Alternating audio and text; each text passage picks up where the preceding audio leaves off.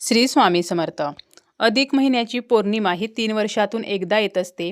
प्रत्येक महिन्यामध्ये पौर्णिमा येते आणि प्रत्येक पौर्णिमेला विशेष महत्त्व असते. परंतु अधिक मासाची जी पौर्णिमा आहे तर ती अत्यंत खास मानली जाते, कारण ती 3 वर्षातून फक्त एकदा येत असते. या अधिक पौर्णिमेच्या दिवशी आपल्याला काही जरी करणे शक्य झाले नाही तरी आपण साधे सोपे अगदी छोटे छोटे उपाय जरी केले तरी सुद्धा आपले दारिद्र्य नष्ट होते. त्याचप्रमाणे आपल्या आर्थिक समस्या असतील किंवा आपल्या घरामध्ये इतर काही अडचणी असतील तर त्यासुद्धा नष्ट होत असतात. अधिक महिन्याच्या पौर्णिमेला आपल्याला कोणते उपाय करायचे आहेत याचीच संपूर्ण माहिती आपण आजच्या या व्हिडिओमध्ये पाहणार आहोत. व्हिडिओला सुरुवात करण्याअगोदर तुम्ही जर चॅनलवरती नवीन असाल आणि पहिल्यांदाच माझे व्हिडिओ पाहत असाल तर चॅनलला सबस्क्राईब करा. व्हिडिओ माहितीपूर्ण वाटला तर व्हिडिओला लाईक करा आणि हाईपसुद्धा नक्की द्या. अधिक पौर्णिमा ही 31 मेला रविवारी आलेली आहे. 30 मेलाच पौर्णिमा तिथी सुरू होणार आहे आणि 31 मेला दुपारी ही पौर्णिमा तिथी जी आहे तर ती संपणार आहे. उदय तिथीनुसार 31 मेला ही पौर्णिमा असणार आहे. या दिवशी आपण सत्यनारायण करू शकतो. सत्यनारायण जे आहे तर ते प्रदोषकाळी करणे हे शुभ मानले जाते. त्यामुळे आपल्याला सत्यनारायण जर करायचे असेल तर आपल्याला 30 मेला म्हणजे शनिवारी संध्याकाळीच करायचं आहे, कारण त्यावेळेला पौर्णिमा तिथी असणार आहे. 31 मेला दुपारी पौर्णिमा तिथी संपणार आहे. त्यामुळे ज्यांना सत्यनारायणाची पूजा करायची आहे तर त्यांनी ती 30 मेला करायची आहे. अधिक महिन्यामध्ये सत्यनारायणाची पूजा करण्याला विशेष महत्त्व आहे. सत्यनारायण पूजा केल्यामुळे आपल्या घरामध्ये सुखसमृद्धीमध्ये वाढ होते. त्याचप्रमाणे श्रीहरी विष्णूंची कृपा आपल्याला प्राप्त होते. अधिक महिना हा श्रीहरी विष्णूंना समर्पित आहे. त्यामुळे इतर वेळेला जरी आपण सत्यनारायण करत नसलो तरी सुद्धा आपण या पौर्णिमेला नक्की सत्यनारायण करावे. बरेचसे लोक प्रत्येक पौर्णिमेला सत्यनारायणाची पूजा करत असतात. आपल्या घराची भरभराट व्हावी तर यासाठी प्रामुख्याने ही पूजा केली जाते. त्याचप्रमाणे आपल्याला सत्याचे पालन करण्याची सुद्धा एक शिकवण मिळत असते. पूजेतील कथेमध्ये सत्य, प्रामाणिकपणा आणि भक्ती यांचे महत्त्व सांगितलेले आहे. त्यामुळे आपला अहंकार, आपला खोटेपणा नष्ट व्हावा तर यासाठी सुद्धा ही पूजा जी आहे तर ती केली जाते. तसेच आपण जर ही पूजा केली तर आपल्याला श्रीहरी विष्णूंसोबत माता लक्ष्मीचे सुद्धा आशीर्वाद प्राप्त होतात आणि आपल्या मनोकामना पूर्ण होत असतात.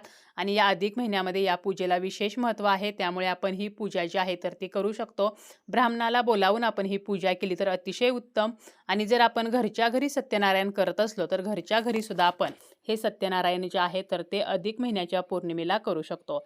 त्याचप्रमाणे आपल्याला आपल्या कुलदेवीची सुद्धा पूजा करायची आहे.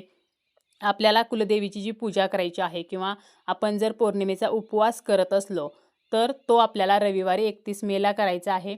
31 मेलाच आपल्याला कुलदेवीची विधिवत पूजा करायची आहे. त्याचप्रमाणे कुलदेवीला आपण पंचामृताचा अभिषेक करू शकतो.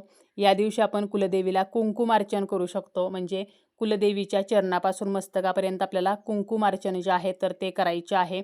अजूनही जर आपण अधिक महिन्यामध्ये आपल्या कुलदेवीची ओटी भरलेली नसेल तर ही ओटी जी आहे तर ती सुद्धा आपण या दिवशी भरू शकतो. तसेच या अधिक महिन्यामध्ये सुवासिनी पूजनाला सुद्धा तेवढेच महत्त्व आहे. अजूनही जर आपण सौभाग्यवतींचा मानपान केला नसेल, सवाष्ण पूजन केलेले नसेल तर या अधिक मास पौर्णिमेच्या दिवशी आपल्याला शक्य झालं तर 33 महिलांना आपल्याला घरी बोलावून त्यांचा मानपान करायचा आहे. किंवा जरी आपल्याला 33 जणींना बोलावणे शक्य नसेल तर 5, 7, 11 आणि ह्यासुद्धा महिलांना आपल्याला बोलावणे शक्य नसेल तर एका तरी सौभाग्यवतीला घरी बोलवायचं, तिचे पाय धुवायचे, तिच्या पायाची पूजा करायची, तिला हळदी कुंकू लावायचं, तिचं औक्षण करायचं, तिला काहीतरी एक भेटवस्तू द्यायची. मग यामध्ये आपण सौभाग्याच्या वस्तू देऊ शकतो. हळदी कुंकवाचा करंडा असेल किंवा हिरव्या बांगड्या ज्या आहेत तर त्या आपण देऊ शकतो. एखादी छोटीशी नथ देऊ शकतो. तर अशी कोणतीही एक सौभाग्याची वस्तू तिला भेट म्हणून द्यायची आहे. गोडाधोडाचं आपण जेवण बनवू शकतो किंवा गोडाची मिठाई किंवा खीर दिली तरी चालेल. तिच्या पाया पडून तिचे आशीर्वाद घ्यायचे आहेत. तर अशा प्रकारे अधिक मास पौर्णिमेच्या दिवशी आपण हे सुवासिनी पूजन जे आहे तर ते करू शकतो. तसेच आपण या दिवशी गाईला वाण देऊ शकतो. अधिक महिन्यामध्ये वाण देण्याला विशेष महत्त्व आहे. देवाला वाण दिले जाते, गाईला वाण दिले जाते.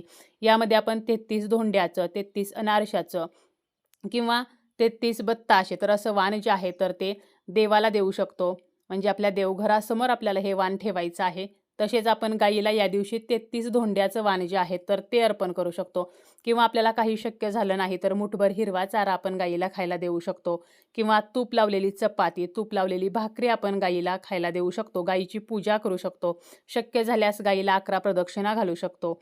तर गायीची सुद्धा आपण अधिक महिन्याच्या पौर्णिमेला जर पूजा केली तर आपल्याला गोमातेचे आशीर्वाद प्राप्त होत असतात आणि ज्या व्यक्तीला गोमातेचा आशीर्वाद मिळतो तर त्या व्यक्तीच्या जीवनातील दुर्भाग्य, दारिद्र्य हे आपोआप नष्ट होत असते. तसेच या अधिक महिन्याच्या पौर्णिमेच्या दिवशी आपल्याला श्रीहरी विष्णूंसोबत माता लक्ष्मीची सुद्धा पूजा करायची आहे. अधिक महिन्यामध्ये दानधर्म करण्याला विशेष महत्त्व आहे. असे म्हटले जाते की अधिक महिन्यामध्ये आपण जे काही दान करतो तर इतर इतर वेळेला जे काही आपण दान करत असतो तर त्याच्या 100 पटीने जास्त फळ आपल्याला प्राप्त होत असते. त्यामुळे आपण या दिवशी अन्नदान असेल, वस्त्रदान असेल किंवा जलदान असेल, डाळी, धान्य, त्याचप्रमाणे साखर, तूप, मध तर अशा वेगवेगळ्या वस्तूंचं दान करू शकतो. आणि या अधिक महिन्यामध्ये दीपदान हे सर्वश्रेष्ठ दान सांगितलेले आहे. त्यामुळे 33 दिव्यांचं दान जे आहे तर ते आपल्याला करायचं आहे. आपल्या घराच्या आजूबाजूला एखादं मंदिर असेल तर त्या मंदिरामध्ये जाऊन आपण 33 तुपाचे दिवे जे आहेत तर ते दान करायचे आहेत. म्हणजे ते प्रज्वलित करायचे आणि त्याच ठिकाणी ते दिवे आपल्याला दान करायचे आहेत. किंवा आपण नदीमध्ये सुद्धा एका केळीच्या पानावरती 33 दिवे प्रज्वलित करून ते दान करू शकतो. म्हणजे नदीमध्ये आपल्याला हे दिवे जे आहेत तर ते पाण्यावरती सोडायचे आहेत. तसेच आपल्या तुळशीसमोर सुद्धा आपण हे 33 दिव्याचं दान करू शकतो. आपल्या देवघरासमोर करू शकतो. जरी आपल्याला 33 दिव्यांचं दान करणं शक्य झालं नाही तरी सुद्धा आपण आपल्या तुळशी मातेजवळ तुपाचा दिवा या दिवशी लावायचा आहे. देवघरामध्ये सुद्धा आपण तुपाचा दिवा लावू शकतो. आपला जो मुख्य दरवाजा आहे तर यावरती सकाळी आपली अंघोळ वगैरे झाल्यानंतर आपल्याला स्वस्तिक चिन्ह काढायचं आहे. मुख्य दरवाजाची उंबरट्याची पूजा करायची आहे. उंबरट्याला सुद्धा आपण या दिवशी हळदीचं लेपन करू शकतो. मुख्य दरवाजामध्ये छान अशी रांगोळी काढू शकतो. अधिक मास पौर्णिमेला आपण अन्नपूर्णेची विधिवत पूजा जी आहे तर ती करायची आहे. आपल्याकडे जर अन्नपूर्णेची मूर्ती असेल तर तिची विधिवत पूजा करून तिला आपल्याला अक्षता अर्पण करायच्या आहेत. म्हणजेच तांदूळ अर्पण करायचे आहेत. अन्नपूर्णेच्या खांद्यापर्यंत येतील तर अशा प्रकारे हे तांदूळ अर्पण केले जातात.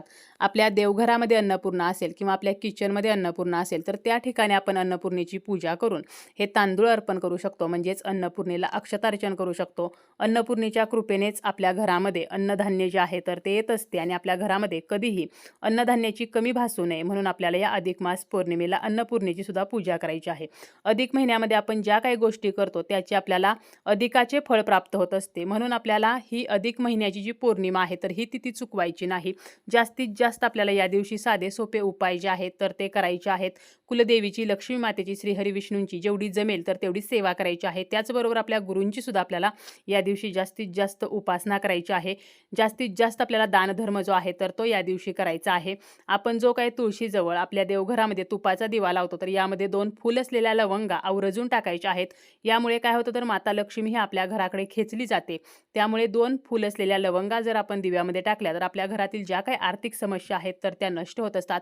तिन्ही सांजेच्या वेळेला आपल्याला आपल्या घरामध्ये कापूर जाळायचा आहे आणि या कापरासोबत आपण देशी गाईचं शेणकूट जे आहे तर त्याचा एक तुकडा, तमालपत्र, 2 लवंगा तर ह्या जर वस्तू जाळल्या तर आपल्या घरातील सर्व जी नकारात्मकता आहे तर ती नष्ट होते. आपल्या घरातलं वातावरण हे सकारात्मक होत असते. जरी आपल्याला इतर वस्तू कापरासोबत जाळणे शक्य नाही तरी फक्त कापूर जरी आपण घरामध्ये जाळला तरी सुद्धा नकारात्मकता नष्ट होते.